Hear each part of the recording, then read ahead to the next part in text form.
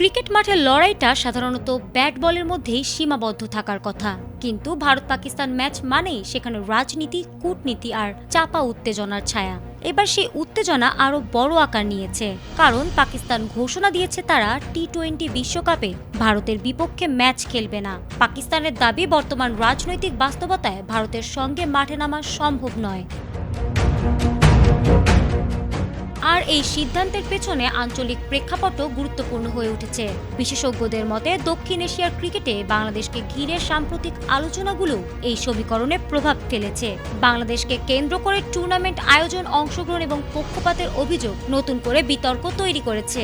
অনেকেই মনে করছেন পাকিস্তানও নিজেদের অবস্থান শক্ত করতে ভারতের বিপক্ষে না খেলার পথ বেছে নিয়েছে, কিন্তু পাকিস্তান মূলত বাংলাদেশের প্রতি সংহতি জানিয়েই এই ম্যাচ বর্জনের ডাক দিয়েছে, যা আইসিসির জন্য একটি নতুন রাজনৈতিক চ্যালেঞ্জ তৈরি করেছে। তবে এই সিদ্ধান্ত পাকিস্তান ক্রিকেট বোর্ডকে বড় সংকটে ফেলতে পারে। আইসিসির নিয়ম অনুযায়ী কোনো দল যদি ইচ্ছাকৃতভাবে ম্যাচ না খেলে, তাহলে পয়েন্ট কাটা, আর্থিক জরিমানা, এমনকি কঠোর নিষেধাজ্ঞাও আসতে পারে। তবে পাকিস্তান ক্রিকেট বোর্ড আইনি সুরক্ষা হিসেবে ফোর্স ম্যাজিউর বা অনিবার্য পরিস্থিতির ধারাটি ব্যবহার করার পরিকল্পনা করছে। তবে এটি তাদের শাস্তির হাত থেকে কতটা বাঁচাতে পারবে? পিসিবির যুক্তি, যেহেতু পাকিস্তান সরকারের সরাসরি নির্দেশনার কারণেই তারা ভারতের বিপক্ষে খেলতে পারছে না, আইসিসির মেম্বার পার্টিসিপেশন এগ্রিমেন্টের 12 নম্বর ধারায় সরকারি নির্দেশকে ফোর্স ম্যাজিউর হিসেবে গণ্য করার সুযোগ রয়েছে, যা পিসিবিকে আর্থিক ক্ষতিপূরণ বা বড় কোনো নিষেধাজ্ঞা থেকে রক্ষা করতে পারে।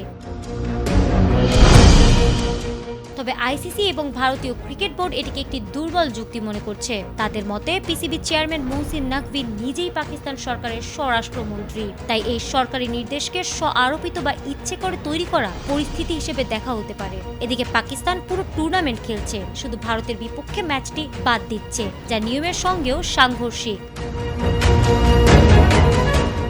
এখন যদি আইসিসি পিসিবির যুক্তি মেনে নেয়, তবে পাকিস্তান কেবল ওই ম্যাচের পয়েন্ট হারাবে, কিন্তু বড় কোনো আর্থিক জরিমানা বা বহিষ্কারের মুখে পড়বে না। আর যদি এই যুক্তি নাকচ হয়, তবে পিসিবি বড় অঙ্কের আর্থিক জরিমানা, আইসিসির বার্ষিক আয়ের ভাগ কর্তন, এমনকি টুর্নামেন্ট থেকে বহিষ্কারের মতো কঠোর শাস্তির মুখে পড়তে পারে। বর্তমানে বিষয়টি নিয়ে আইসিসি ও পিসিবির মধ্যে একটি আইনি লড়াইয়ের সম্ভাবনা তৈরি হয়েছে, যার চূড়ান্ত সিদ্ধান্ত আইসিসি বোর্ডের পরবর্তী সভার উপর নির্ভর করছে।